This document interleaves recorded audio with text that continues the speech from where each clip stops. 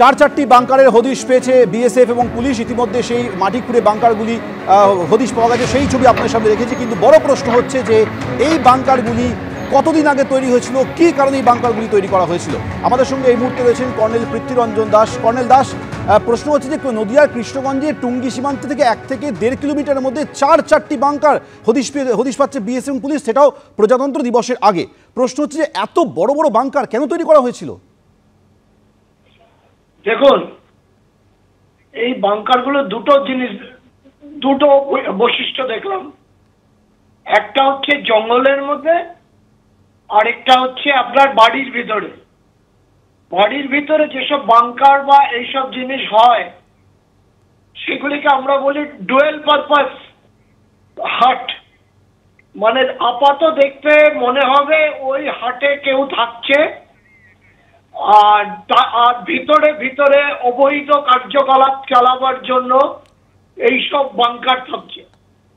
এই বাংকারে আপাতভাবে যেটা বলা হচ্ছে যে জঙ্গলের মধ্যে বাংকার এবং বাড়ির ভিতরে বাংকার, যে এখানে স্মাগল গুডস যেমন কাপ সিরাপ বা অন্যান্য যেগুলি স্মাগলিং করে, নার্কোটিক্স, এইগুলিকে মজুত করার জন্য। কিন্তু এইসব বাংকারে হয়তো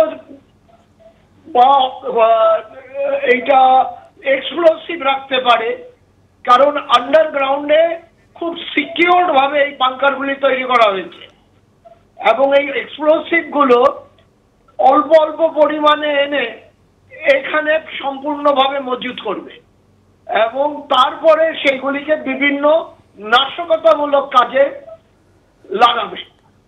এখনো পর্যন্ত যে বাংকারগুলি দেখলাম, যেগুলি দেখে মনে হচ্ছে নতুন ভাবে তৈরি হয়েছে, কিন্তু আমার যেটা আশঙ্কা যে এই বাংকার ছাড়াও আন্ডারগ্রাউন্ড টানেল, যেটা পাঞ্জাব বর্ডারে বিএসএফ আবিষ্কার করেছিল কয়েক বছর আগে, কারণ পাঞ্জাব বর্ডারে ফেন্সিং খুব মজবুত, সেখান থেকে পাকিস্তানের নিচ থেকে ভারতবর্ষে প্রায় 3-4 কিলোমিটার ঢুকে ওরা টানেলের ওপেনিং করেছিল।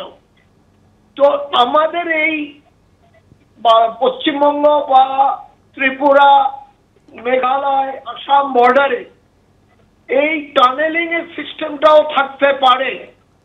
আমার আইএম বিএসএফ এই অ্যাঙ্গেলটাও দেখবে এবং এই অবস্থাতে ধরা পড়েছে, এটা বিএসএফ কে আমি অভিনন্দন জানাই এবং তারা আরো উৎসাহিত হয়ে সমস্ত বর্ডার জুড়ে এই টানেলিং এবং বাংকার।